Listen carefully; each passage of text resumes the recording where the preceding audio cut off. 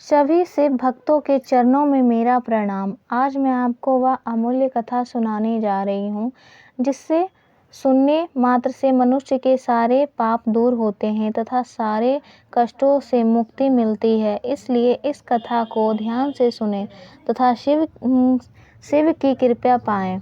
ऐसे कथा सुनने के लिए हमारे चैनल आइए ज़िंदगी बदले को सब्सक्राइब करें। कि एक बार किसी एक नगर में एक साहूकार था। उसके घर में धन की कोई कमी नहीं थी, लेकिन कोई संतान ना होने के कारण वह बहुत ही दुखी था। संतान प्राप्ति के लिए वह हर सोमवार को व्रत रखता था और पूरी श्रद्धा के साथ शिव मंदिर जाकर भगवान शिव और माता पार्वती की पूजा करता था। उसकी भक्ति देखकर एक दिन मां पार्वती प्रसन्न होकर भगवान शिव से साहूकार की मनोकामना पूर्ण करने का निवेदन किया। पार्वती जी के आग्रह पर भगवान शिव ने कहा कि हे पार्वती, इस संसार में हर प्राणी को उसके कर्मों का फल मिलता है और जिसके भाग्य में जो हो उसे भोगना ही पड़ता है। लेकिन पार्वती जी ने साहूकार की भक्ति देखकर उसकी मनोकामना पूर्ण करने की इच्छा व्यक्त की। माता पार्वती के आग्रह पर शिव जी ने साहूकार को पुत्र प्राप्ति का वरदान दिया, लेकिन उन्होंने बताया कि यह बालक 12 वर्ष तक ही जीवित रहेगा। माता पार्वती और भगवान शिव की बातचीत को सुन रहा था, इसलिए उसे ना तो इस बात की खुशी थी और ना ही दुख। वह पहले की भांति शिव जी की पूजा करता रहा। कुछ समय के बाद साहूकार की पत्नी ने एक पुत्र को जन्म दिया। वह बालक 11 वर्ष का हुआ तो उसे पढ़ने के लिए काशी भेज दिया गया। साहूकार ने पुत्र के मामा को बुलाकर उसे बहुत सारा धन देते हुए कहा कि तुम इस बालक को काशी विद्या प्राप्ति के लिए ले जाओ। तुम लोग रास्ते में यज्ञ कराते जाना और ब्राह्मणों को भोजन दक्षिणा देते हुए जाना। दोनों मामा भांजे इसी तरह यज्ञ कराते और ब्राह्मणों को दान दक्षिणा देते काशी नगरी निकल पड़े।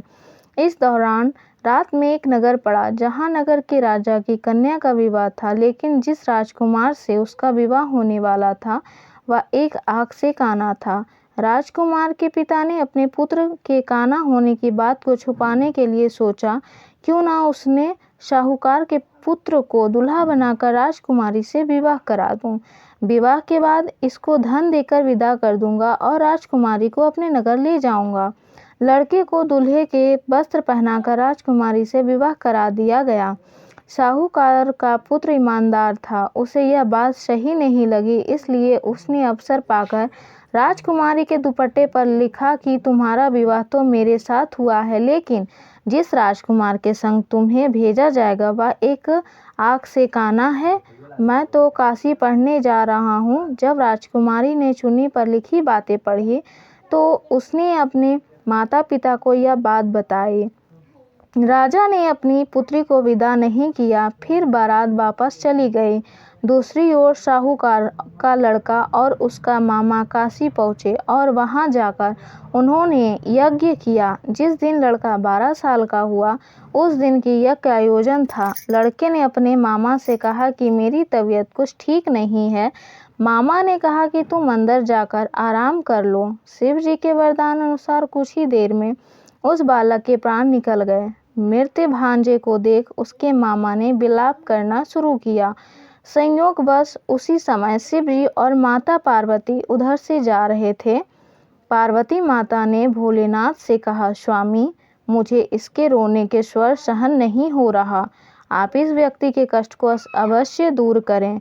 जब शिवजी मृत बालक के समीप गए तो वह बोले कि यह उसी साहूकार का पुत्र है जिसे मैंने 12 वर्ष की आयु का वरदान दिया था। अब इसकी आयु पूरी हो चुकी है। लेकिन मातृभाव से विभोर माता पार्वती ने कहा कि हे महादेव, आप इस बालक को और आयु देने की कृपा करें, अन्यथा इसके वियोग में इसके माता पिता भी तड़प तड़प कर मर जाएंगे। माता पार्वती के पुनः आग्रह पर भगवान शिव ने उसे लड़के को जीवित होने का वरदान दिया कि कृपया से वह लड़का जीवित हो गया। शिक्षा पूरी करके लड़का मामा के साथ अपने नगर की ओर वापस चल दिया। दोनों चलते हुए उसी नगर में पहुंचा जहां उसका विवाह हुआ था। उस नगर में भी उन्होंने यज्ञ का आयोजन किया। उस लड़के के ससुर ने उसे पहचान लिया और महल में ले जाकर उसकी खातिरदारी की और अपनी पुत्री को विदा किया। इधर साहूकार और उसकी पत्नी भूखे प्यासे रहकर बेटे की प्रतीक्षा कर रहे थे।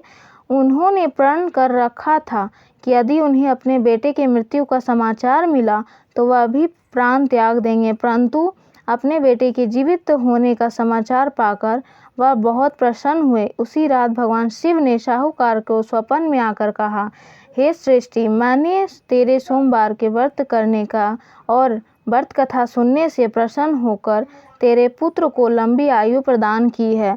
इसी प्रकार जो कोई सोमवार व्रत करता है या कथा सुनता और पढ़ता है उसके सभी दुख दूर होता और सभी मनोकामनाएं पूर्ण होती।